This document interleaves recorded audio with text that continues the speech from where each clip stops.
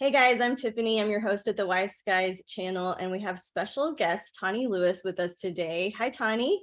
Hello. Thank you for having me. I appreciate it.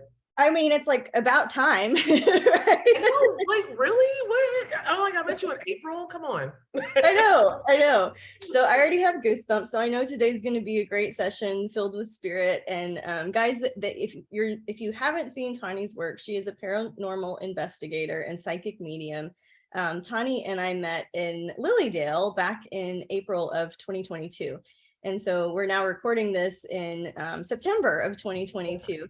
And so since then, since we met, I've been to California. Tawney stays in Hollywood, so she's like super cool and super, like all of the things that I've seen you do are not just in California either. Like I've seen you do investigations all over the United States. Yeah. And so I just want to introduce everybody to you and talk about paranormal investigation today. Yeah. And so I would love also, before we get going, to do a little bit of housekeeping. You can find and follow Tawney on Instagram at Intuitive Tawney. Her name is spelled Tawney, so Intuitive Tawney. And are there other places you'd like them to be able to find you? Yeah, TikTok. I love TikTok. I do a lot of spooky, crazy videos. So it's the same as Instagram, Intuitive Tawney. And then, Instagram, TikTok, you can find me, Intuitive Tawney, same thing. Same thing. And so Tawney is going to come teach a paranormal investigation for the psychic medium class at Wise Skies on October 19th. We're going to do it at 6 o'clock Central. It'll be about an hour. And so we'll probably schedule another little Instagram live so you can ask Tawney anything before the class. But I just want you guys to save the date and make sure you come because she's going to give us a really awesome class. And so this podcast is like a little bit of an introduction to it. So can you talk a little bit about paranormal investigation in general? Like, how did you get into it? It's your forte. You have many skills and talents, but give us a little overview of what paranormal investigation is.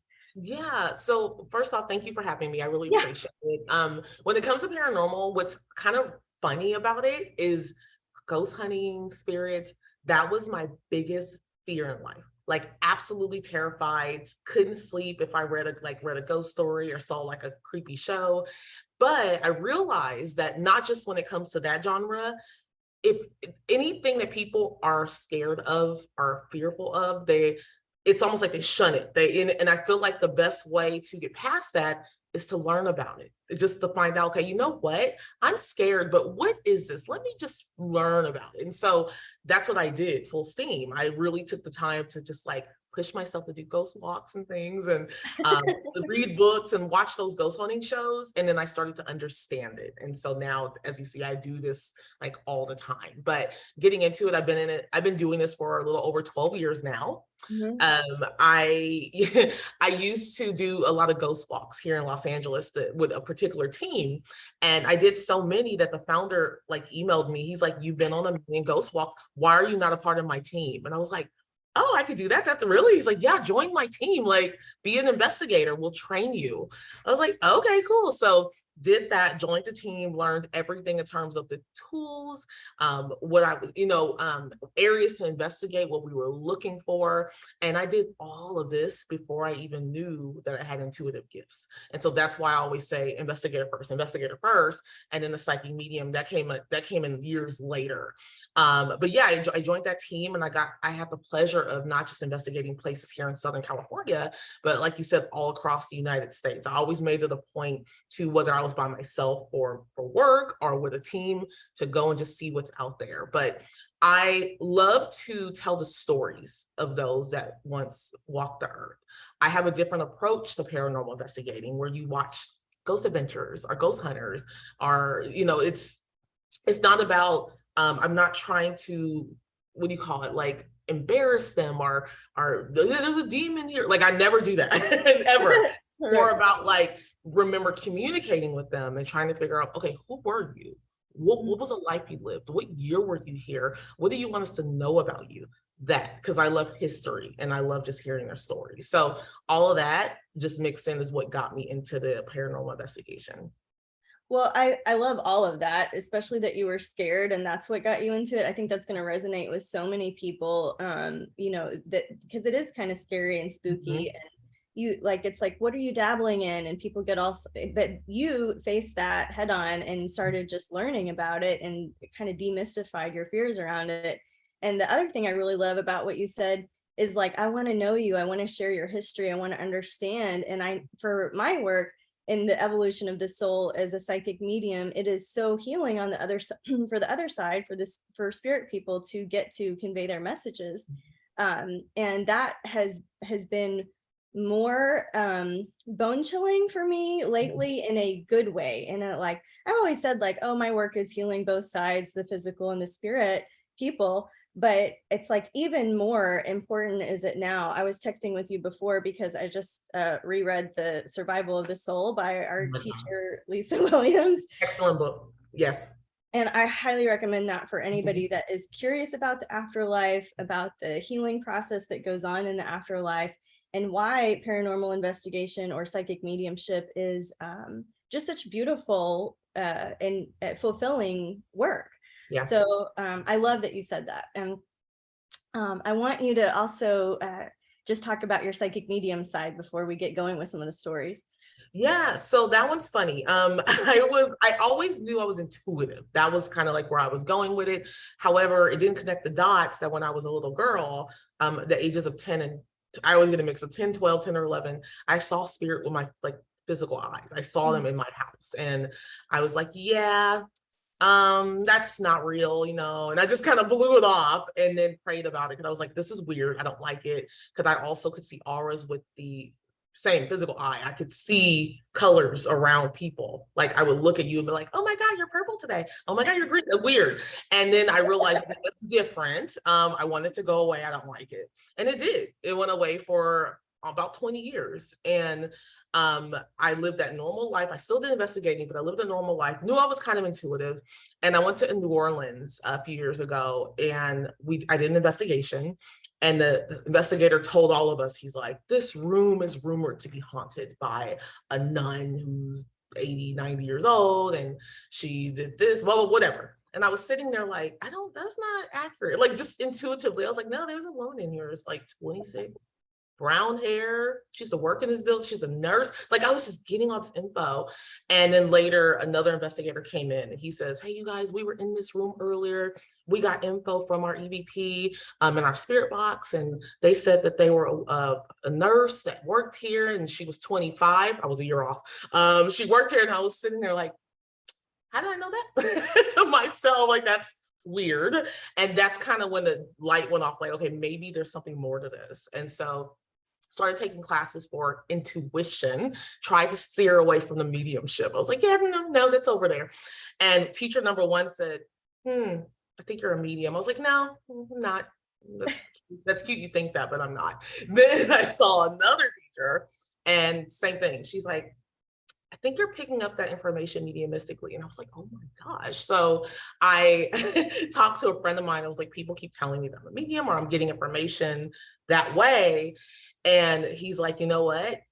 Go with it. He said, either decide what you want to do. He was like, you decide you don't want to do this and you're done with it, or you go with this full steam, you learn more about it, and you do your best to protect yourself. Because this person I told is not a spiritualist. So he's like, oh no, mediums have dark stuff around them. So he was like, just make sure you're protected, but learn everything you can. And oh my God, did I. From that date, just straight years, just classes, development, learning. I want to, anything that I do, I make sure I go full steam.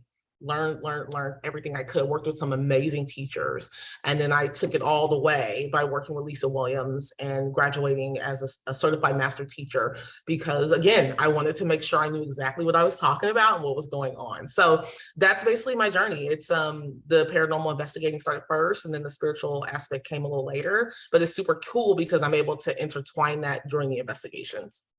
That is super cool because, you know, a lot of the stuff that you see on TV, there's these teams of people, right? Like there's people with different skill sets that come together to do an investigation.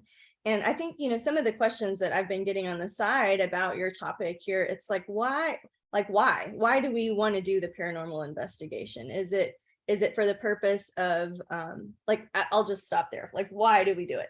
No, you know what? It has a stigma to it, and I get that. For example, people mention paranormal, they're like, oh my God, it's dark, it's evil, man. And I'm just like, it's not. It can be, absolutely. There's so many shows on there where they definitely go that route. Right. And that's what their intention is. Their intention, for example, a lot of people don't know, there's different types of study in this field. So for example, I have a friend who is a UFOologist. She's a paranormal investigator, but her focus is UFOs. And I know someone who's a cryptozoologist. They're into cryptids. Another person, demonologist. Good luck with that. That is their focus. And I am just literally the paranormal investigator with the sole focus mainly. I look at all, but mainly it's the spirits, the ghost hunting, etc. So I feel like I do it because I set a positive intention. It's like, okay, I'm going to do this. Okay, why am I doing it? I'm doing it because I want to learn the history of this building. I'm doing it because I want to know who's here. I'm doing it to learn more about the 1900s. Sounds weird, but like I did a barn months ago, a barn in Hollywood that was, I think it was built like 1908 or something. I was like, cool, I want to learn more about this. So I do it for, those are some of the reasons, but also to, like I said, conquer my fear earlier, where it's like, it still scares me. Yeah, it does. It does. But I don't freak out because since been doing this for 12 years, I've always had that positive intention. And I can tell you that the things you see on TV, I've been scratched, I've been pushed, something yelled at me, something growled at me, that has never happened to me because of my intention and what my goal is. And there are some of you watching this that might have the intention that you're just like, I want to see something cool and scary. Cool. I'll go for it. You know, I'm not judging you. So those are some of the reasons why I do it. It's just, I just love to learn the history and to find out more about the unknown, the things that can't really be explained. Yeah. And I have this kind of twist in my work. When somebody contacts me to clear a spirit out of their home, right? Like, but I'm like, yeah, let's do that. And so I come over because I know that my intention with spirit, with my line of work, is to communicate a message from a loved one. So when I do this type of work, it is very different, right? Like I'm just doing it because I know that a spirit message needs to come through for the purpose of healing on both sides. And so I love that we're talking about this, because there's a lot of misconceptions about what paranormal investigation, is. I don't know if you know that, I'm sure you know this, but I took your class before I met you. So I took your paranormal class that you did through the Lisa Williams School. And I loved learning about all of the, like you talked about. That. You didn't? No, I know that. That's awesome. I did. So like when I talk about you before, I'm like, this is my paranormal teacher. And so like, this is my paranormal teacher. And then we got to develop a friendship because of meeting at Lilydale. And when we met at Lilydale, I was there to take an advanced forensic mediumship class because I have a passion with missing persons. And you were there to co-facilitate and teach some different things. And we got to do an investigation together. Was really the first kind of meeting that we had. And it was so great for me to witness your style, because it's exactly really like, it's very much how I feel. Even though there's some different, like you say, like kind of spooky, scared. Exactly. It's like not really what we're doing at all. Yeah. And something I learned from that investigation is that there's so many layers to the history of a location. Oh yeah. I was second guessing the information I got because the people next to me got so like wildly different things. And the gift you gave me was anytime I said anything, you would say, thank you for that information. And I'm like, hell yeah. Like I got some, like Tawney thinks I got something right, and whether you did or didn't, it was a confidence booster. And the next day we were looking through the history of the building, and we saw the information I delivered with the name and the year and the accuracy of it. And so, working with psychic mediums in paranormal investigation is the topic of your class. And I do want to come back around to that, but I want you to share some stories about you recently taught in Lilydale, which is amazing, like huge career bucket list item. For those of you who don't know about Lilydale, it is kind of like the spiritualist capital. It's where all the mediums go for their highest level of training. And how else would you describe Lilydale? It's, oh my God, it's so interesting in a positive way. It's just a little hamlet community that's Yeah, been around since, I might get the years wrong, so I apologize, but I want to say maybe 1850, 1860s. that's right. And it's the energy is just intense in a beautiful way. So I would strongly recommend to anybody that's stepping into spirituality or not sure or curious or whatever, please go to Lilydale. I believe they're open mostly during the summer. Like today, I know they're closed, so I think they must close last Friday. But yeah, every summer they have a million courses, workshops, spirit demonstrations at the stump. The stump, it's a lot. Google Lilydale, but no, I did have the pleasure to teach there on August 20th. I did a 7-hour daytime workshop on investigating, and then I did a nighttime event where we actually did an investigation in their woods. They have a vast woods area there with cemeteries, and yeah, really cool. And in the cemetery, I mean, there's like horses, like there's pets, right? Like there's different things that have been buried there. Pet cemetery. Yeah. I got to see some of the footage about it, and it was really cool to witness, I guess, the spirit communication at Lilydale. Like what an amazing event. Do you, I mean, is there any part of that you can share? Any little tidbit stories? Oh my gosh. Okay, let's see. I'm going to go to the nighttime event because not only was it a little scary, but it was pretty awesome. So I expected 40 people to show up, and I want to say about 80 showed up.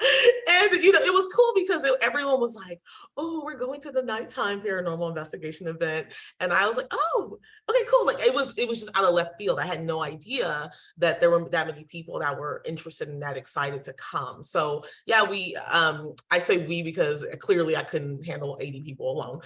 So I had 2 investigators, and then also Lisa Williams joined along. And yeah, they were so helpful. It was just a blast. But no, the first stop was the pet cemetery, which is in Lilydale in the forest, which yeah, there's a horse named Topsy. Yeah, Topsy that was buried there.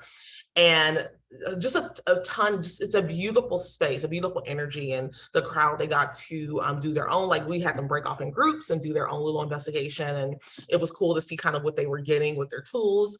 And then a little later, we walked down to the inspiration stump, which is I would say the most spiritual area inside of Lilydale, where a lot of mediums of the past would go stand on the stump and give spiritual messages to the audience. And so we went to that area and everyone sat down, and one of the investigators, Leanne, had a whole bunch of her amazing tools out, and things started happening. And Lisa Williams started communicating as well with whatever was going on. And that's what I wanted. I wanted the audience to have fun. I wanted them to see like what we do and to actually see it in action. And they got that. And I was like, okay, heck yeah, and they were like, oh my God, oh my goodness, So in that particular session, I believe a little girl was in the woods, a spirit of a little girl that Lisa was communicating with that you saw on film. But no, that was it. They all did feedback, like surveys afterwards, and they all said it was excellent and they had a great time. And so what's probably going to happen next year, if I go back, I'm going to have to do multiple days, because I had no idea that was like a thing where people wanted to do investigation. So next summer, I'll try to maybe do 2 to 3 nights there, and I'll have to cap it 30, 40 people, because that was a lot. That was a lot. Awesome. And I mean, it's such a hot topic, and there's so many places to investigate in Lilydale. But I was watching like your recent TikTok too, was about more of like the historical buildings, and I wanted you to talk a little bit about that too, like some of the like, I guess, false information or accurate information. Like the last TikTok you did was really cool. The last TikTok, I don't know if it's the most recent I did, was horror movies. Is that the one? Yeah. That's what I'm remembering. Oh, it's okay. Yeah. So horror movies, I like horror. I mostly like 1980s horror movies, but I started to do kind of a TikTok series about some of them. I'm going to do more because a lot of people don't know that some of these movies are true. And I'm laughing because there's some stories where you're like, no, wait, Freddy Krueger? Wait, really? Huh? Right. Yes. Yeah, these are real things. So, for example, Freddy Krueger Nightmare on Elm Street is Yes. based off of a true story, believe it or not. A lot of people wanted to know, like, well, can you prove it? I'm like, well, no, I read this online, calm down. But basically, Wes Craven, who created Nightmare on Elm Street, he knew of a story of a young Cambodian child who kept having nightmares and saying that there was a man slash monster that would chase him throughout every single dream he had, like a repeated dream. And then one night during another nightmare, he ended up dying in his sleep. And so Wes Craven's like, okay, creepy, but you know what? Let me turn this into something. And he did, which was Freddy Krueger Nightmare on Elm Street. Another thing that I did not do, but I'm going to do on a future TikTok, is there's a movie called Christine. A lot of people haven't seen it. It's pretty awesome. It came out in the 80s. Please watch it. Horror movie, Stephen King. It's about a car that is possessed. Ooh. And yeah, it's interesting because I wouldn't say it's like a gory type of horror movie. It's kind of weird, but Christine's based off of a true story. And I was like, wait, what? A car? Huh? So I'm going to do a few more series where it's like I'm going to be researching some of the most popular horror movies and then just highlighting kind of the real cases and what happened. So that's kind of like me tying that into my paranormal ghost hunting. I watched that TikTok twice and I was like, no, I don't want that to be real. Like going back to my childhood in the 80s, we watched Children of the Corn, and I think that was the first one where I was like, I can't do this. I'm now scared to sleep forever. But I love that you are brave enough to tackle some of these topics that I think, people are really interested in. It's super hot topics. So when should we shift gears a little bit and talk about the workshop and see, will you just give some, I guess, bullet points of what we might expect to cover? We're talking about paranormal investigation for the psychic medium, and not everybody, you don't have to be a psychic medium to come to this class. You don't have to be a psychic. You don't have to, you just have to have like a willingness to learn, an open mind. It's a safe class. There will be time for questions, of course. Anybody that's watching this early, you guys have the opportunity to go through Psychic Catalyst, which is developing your psychic skills through Wise Skies. And so I want to invite you guys to that if that's something that you're interested in doing. As we're leading up to Tawney's class, you can be developing your psychic abilities and skills. And so both of our classes are listed at wiseskiescollective.com on the classes tab. And just check it out. But can you give us a little juice about what you're going to be talking about directed on the class? Yeah, so for my classes, I always kind of started off with just letting everyone know. I think everyone's intuitive. I do. I'm also a firm believer that a lot of ghost hunters are intuitive, even though they're in denial. So I always like you said, you don't have to be psychic. Just trust and be willing to have fun. But some of the things I'll talk about is just the stigma. First, I like to talk about the stigma of paranormal, because a lot of people might just be getting into this, and it's like, know that this is kind of what you're going to be getting from whether it's your family, your friends, people judging you. And then also just some of the tools that I utilize, some of my favorite tools, and also where to purchase this. Most likely might even do an exercise to get everybody just, again, that intuition and that remote viewing, because as an investigator, you don't necessarily have to be at the space. You can just tap in and like, you know what? Yeah, there's something there. Or you know what? I'm not really feeling the energy. So remote viewing. We'll talk a little bit about if you want to form a team, the different roles, how to go about it. Also how to present to yourself as that intuitive / psychic medium, because I hate to throw that in there, but I have to. I've done a lot of teams or group work where there's always ego. And it's like, in this work, absolutely not. That's the quickest way to get scratched or pushed. So I always talk about how to present yourself as a medium, doing paranormal investigating, how to just whatever, and being ethical. Because again, there's people that are threatening, show yourself, you need to show yourself, or we're here, whatever. It's just weird. So all of those things, all those bullet points, I'll do all of that within an hour. It will be an amazing, fun class. Okay, awesome. And then I wanted to ask you some practical questions, which are just like coming to mind too. So one of the hardest times I have with paranormal activity is at hotels. Okay, so when I'm staying at a hotel out of town, And so is there anything that we can do to be respectful in a space, but also request like no contact, like a peaceful night's sleep? Is there something like a tidbit you could give our listeners? I love that question because that was my concern, because I used to travel all the time for work. First off, a few suggestions. One, I would always recommend when you stay in a hotel, try to get a hotel that's been built within trust. I want to make it clear, it really doesn't matter. A new building could be haunted, but my experience, try and get a building that is not old, because years ago I stayed in a hotel that was built in like 1910, and I was like, yeah, never again, because the energy was stronger. Try not to stay on the lower level. Just if you're able to get like second, third, fourth, just because whatever was there, the location or property, it could still be haunted, where that would now be the first floor lobby or the first floor with the room, so just side tips. But again, it's not 100%. Again, it doesn't matter. You could anything. Next, before I go somewhere, I usually will communicate with or pray with spirit guides. I'm like, hey, I'm traveling. Could you guys help me guide me to a room where I'm in peace. It's peaceful. And I'll get that. And then when I go to bed at night, I'll say a prayer and say what I'm looking for, which is, I ask that you surround me with the white light of the Holy Spirit. I ask that you clear my room and clear my energy field and block anything from entering or coming out, or anything that's not for my highest good. And I paraphrase it. You can say whatever you want, what feels good to you. And it works. I can strongly say it's worked. For example, in Lilydale, remember that house we stayed in was from 1880. Yeah. And that's not usually what I do, but I did those steps, and guess what? I was in that house the first night by myself.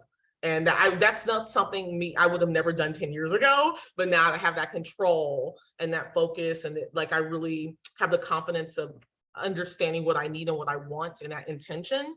Totally fine. When I stayed in Lilydale 2 weeks ago, same thing. I stayed in a house that was built in 1890, and I actually stayed in the bedroom of someone that used to own the house. That's now passed. And same thing. I was like, please let me sleep. Please let me have a good night's sleep. And I felt good. I was like, cool. I slept well. So yeah, I would just say that simple prayer, that grounded, and just know before you go, just kind of setting that intention. Okay, where am I going, and what do I want? A clear room. And it's been successful for me so far. And I do that in my house too. Like, yeah. Heck yeah. And okay, airplanes is another location that I feel like have high spirit activity. Do you have any? That's interesting. No, I've never heard that, but that's usually because first off, I'm fine on planes, but I hate, like, if I could avoid planes, I would. So what I do is I'll usually pop like a sleeping pill, put some headphones in, and go to sleep. That's probably why I'm like, really? Because I'm not asleep. I'm asleep the whole time. But when I am awake on the plane, I'm usually fine. I'll communicate with, and for those of you that probably don't utilize this, I usually connect with my spirit guides a lot. That's just something I do. Not everybody does, but I'll usually, if I'm on the plane, like on the line board, I'll do a meditation, or I'll close my eyes and communicate with them and ask them questions. Like, I'll do all of that. But no, interesting, on the plane, they're like like they try to communicate with you. I just have a lot of spirit activity on a plane, and it feels like, like, to me, it feels like thrift store energy. It's like, that's crazy. So much energy, and I can't get away from it because you're in. So I have to like really explore my aura and just kind of go into it. I haven't had a bad plane. It's just you feel that energy. That's crazy. Wow. I turn it on. I'm like, no, off. Like, no. Yeah, I will say this for those watching, like, doing this work, you have to learn that control. I call it the off button. I'm usually off 90% of the day. Just because I don't want to be that person that's like, oh my God, I feel this, I see it. Because it does happen, but it did take a lot of training to get to that point. So that might be why on the plane, I'm just like, nope. I already had that off button for 24 hours already. So doing this work, just make sure you really fine tune that, so you're not, disturbed most of your day. Okay, that's great advice. I want to talk about guides, and what was the second thing, Tiffany? Skeptics. So with guides, I just want to give you so much credit and gratitude and thankful from my heart, because when we were in Lilydale, you did a reading for me to help me understand my guides better. And we haven't really talked about this, but it like skyrocketed my readings, but you said it would. And I was like, okay, we'll connect with our guides. And it did. And I'm like, y'all, I don't believe anybody can tell you. I mean, this is me as a person, not as a psychic. I never believed that somebody could tell you who your guides were or what their names were or anything like that. And then I was, when we were in Lilydale, and I was getting scared and asking you for help and assistance, and in my, block, anyways, I was asking for help and assistance. You gave me this beautiful reading, and I did get names.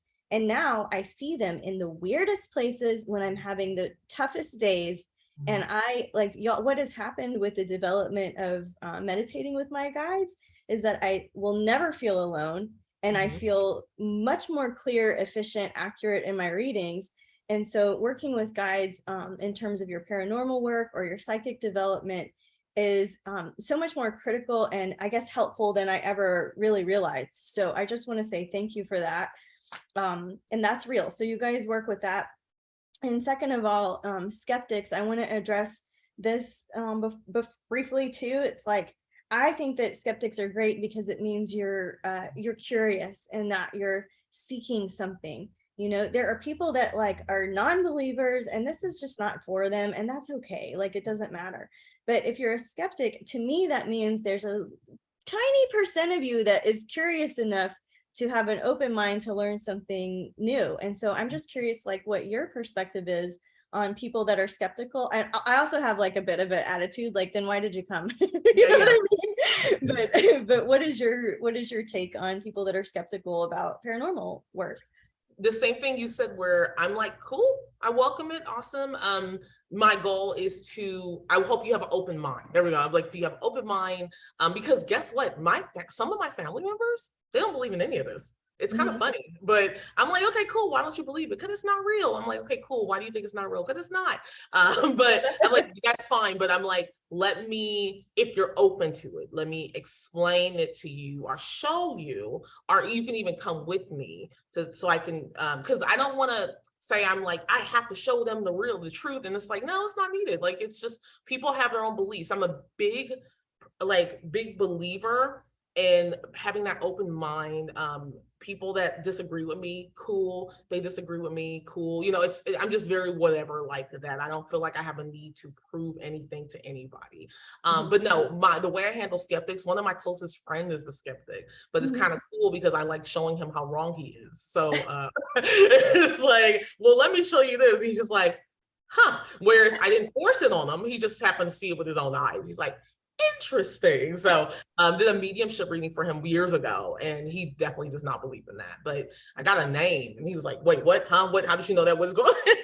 And so, but what's cool though is it's not right now. He's not like 100% believer. He's like now maybe 40%, 50 because of the experience. So I would just say how I handle it in a positive way. I have fun with it. I just ask that they're open-minded. If I encounter someone that's very like shut down, they don't want to hear anything about it, then I actually won't even go there with them, and they don't like it. So they're like, I'm like, oh, do you do paranormal? No, that's weird. I don't believe in that. I'm like, oh, okay, cool.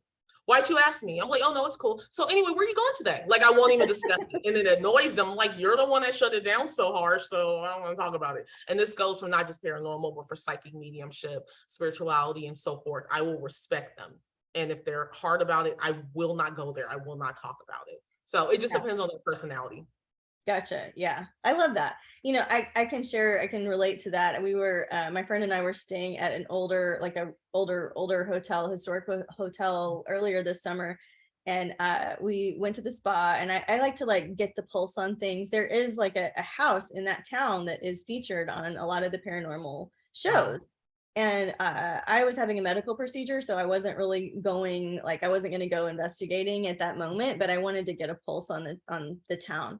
And anyways, the spa lady was like, oh, I don't believe in that. She's like, honey, I will depart my body if I see a ghost. And I'm like, oh, and I just stopped the conversation and asked somebody else, like, No problem. And I clearly, like, she clearly had, I could definitely have read for her, but she wasn't open to it. Yep.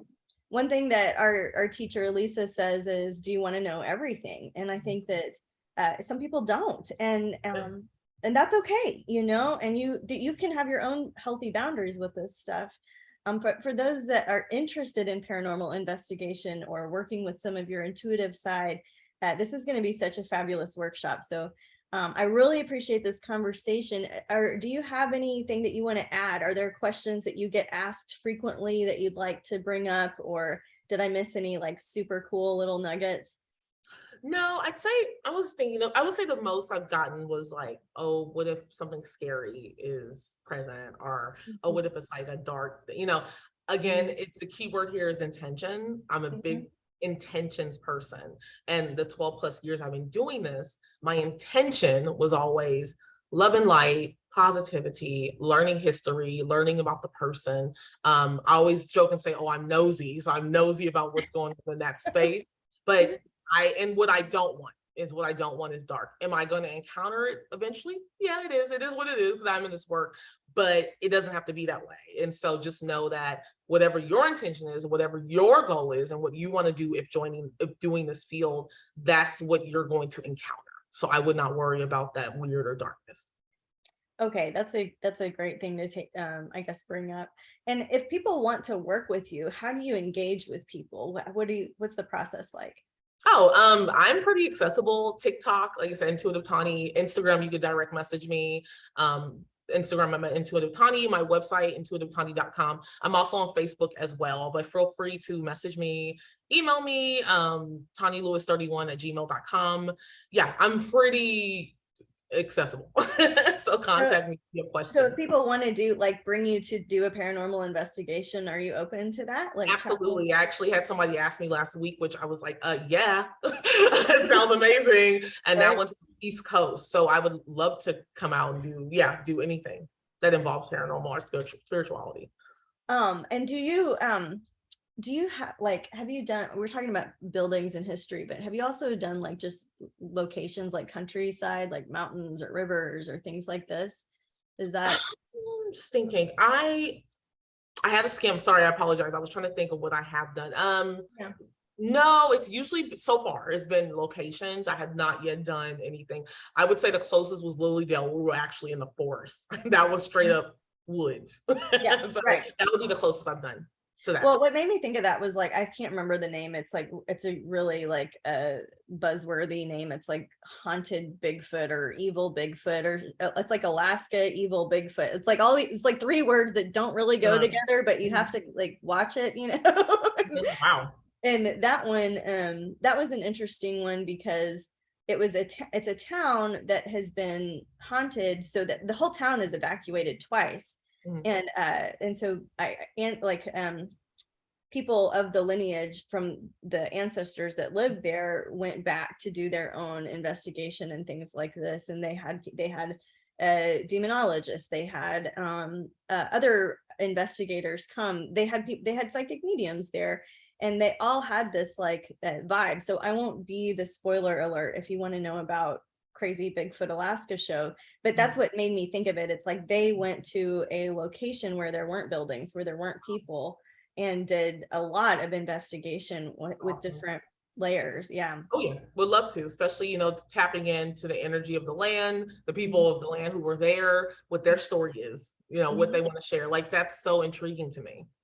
Well, I want to have you at my house in the country because it is definitely Native American land. Mhm. We have found tomahawks and all kinds of like crazy artifacts. The neighbors in our area have been there in their family for several hundred years, and so they have arrows, like actual arrows in Wow. trees, stories, and so there's just a lot that you can do with this that is a little Mhm. bit more lighthearted and interesting and historically connected than just let's go find some ghosts at a Yeah, hotel, you that's know? wow. Mhm. So, well, this is so cool. I can't wait to take your class.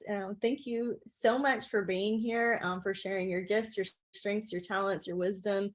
I think it's so important, guys, to learn from somebody who is high vibe, who is clear, has the correct intention for at least our group, And to me, you know, that really is you. You embody all of the light and the curiosity and the playfulness and the wisdom. It just all really shines through. So I can't believe that I went from like student to friend to Oh. now you're going to teach a class at Wise Guys. So No, thank you. I appreciate that. I think I told you, I can't remember, when I was on my flight to Buffalo to Lilydale, and I was like asking my guides, I was like, who's going to stand out? Is there something I need to know? And I saw you looking down and I saw your hair, but I couldn't see your face. I couldn't see your face. I was like, so why are you showing me this woman? And then I was like, oh, it's her. So yeah, I was supposed to meet you, you know, so thank you. I really, really appreciate being here. All right, well, me too. And so guys, again, Tawny's class is October 19th at 6 o'clock Central. If you're a member, it's included in the membership. You don't have to do anything. I'll send you the link. And if you want to purchase a ticket as a non-member, the link is there at wiseguyscollective.com/classes. If you want to on-ramp your way up to this, work your way up and take some of the psychic development circles with me, that's on the same page. So Tawney, we'll see you again real soon. And thank you so much. We'll talk again soon, I'm sure. Thank you.